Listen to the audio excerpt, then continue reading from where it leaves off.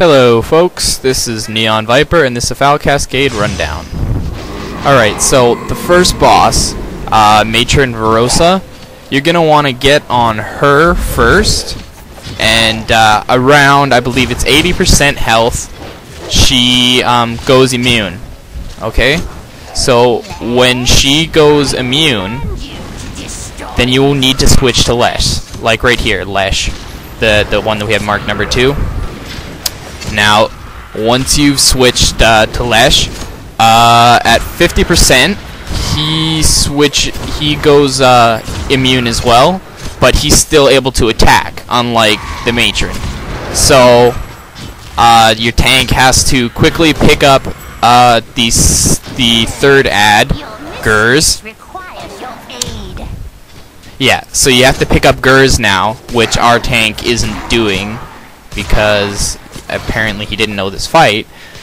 So he picks up the ad, and from here on it's just DPS down the 2 ads, and then she will be able to be fought. So minions will destroy you.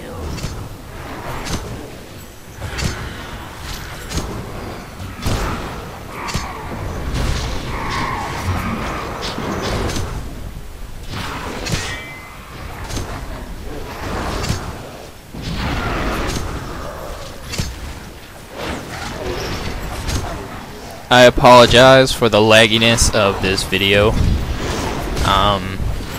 My computer doesn't get really great frame rates right now. I have to upgrade the processor, the power core, and the video card all at once. I just don't have the money right now.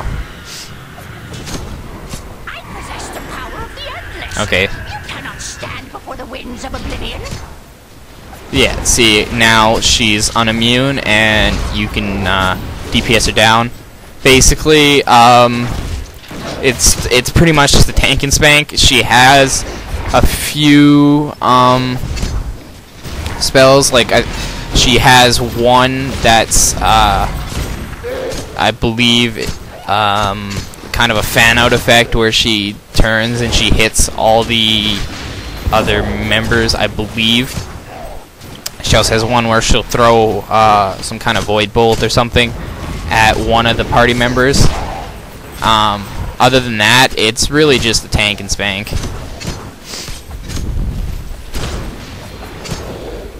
You will pay for your interference, mortals. Alright, this is the second boss of the encounter, and basically she's a total tank and spank.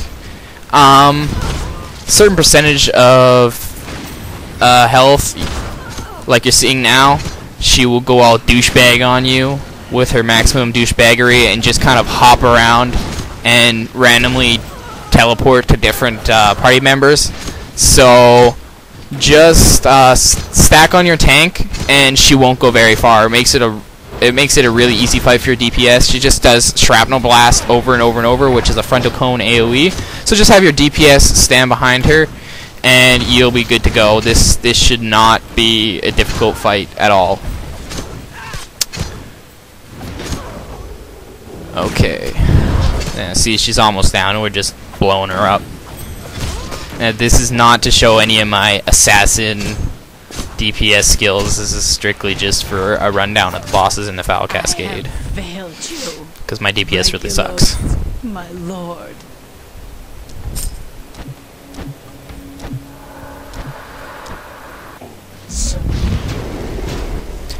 Okay. Now this boss, sorry, I hit the record button a little bit too late. He, right at the beginning, he will spawn a few ads, I think it's like 5 or 6. Little non-elite ads, and they'll come on. Those are easy to beat down, and then he'll spawn another 3 ads, as you see here, skeletal zealot type things, and these are elites now. But again, they're not very difficult. They're just, as long as you got a tank that can take the damage, you're fine, just like any normal dungeon. And so yeah, just DPS these ads down, and after this, 2 more like skeletal champion type things will come out. They hit a little bit harder, of course, because it progresses, but yeah. And I think they grow. They get like some kind of enrage effect. So then you just DPS these guys down, and yeah.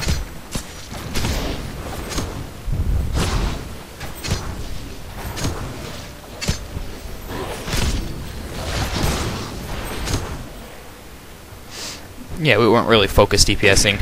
Okay, now he becomes consumed, and he turns Lich. And so this, just the spellcaster fight, basically. Just basically just another tank and spank, really. He just shoots void bolts at your tank, and for the most part, I believe that's pretty much it. There's really nothing that the DPS have to watch out for as far as a DPS perspective. So it's just another tank and spank. There's no like frontal cone AoE like the last boss. Oh, I guess he has a knockback apparently. Did not notice that before. But yeah, so just another tank and spank. And after you get him down, the last boss of the encounter is it's an interesting one.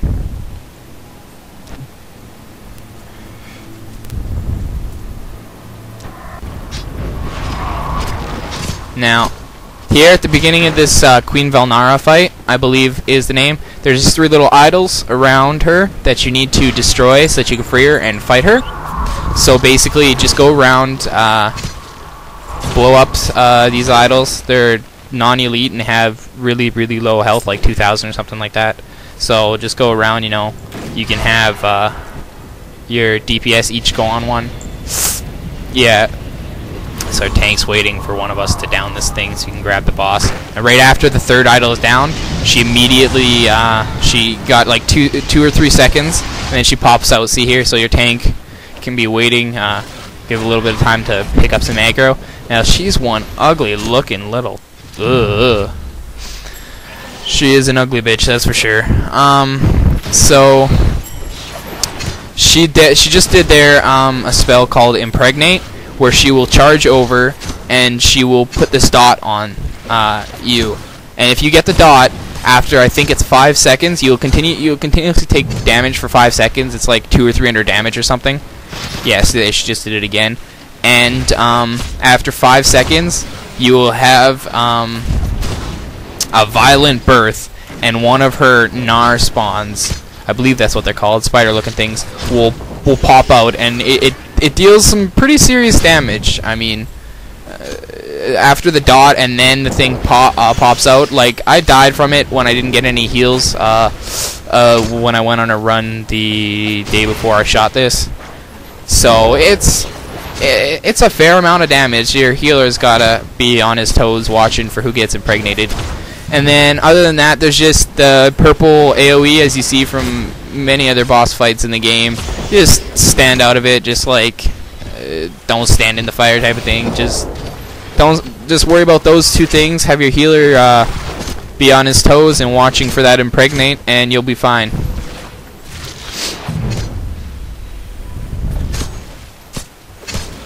Yeah, see here, I believe our bard dies. Is it? Oh no. No, that must have been the other run. Okay.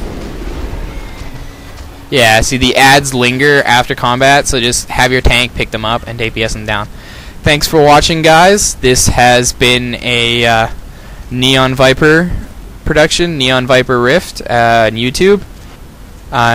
Guild Dawn Treaders on Millrush server. Thanks, comment, subscribe. See you later.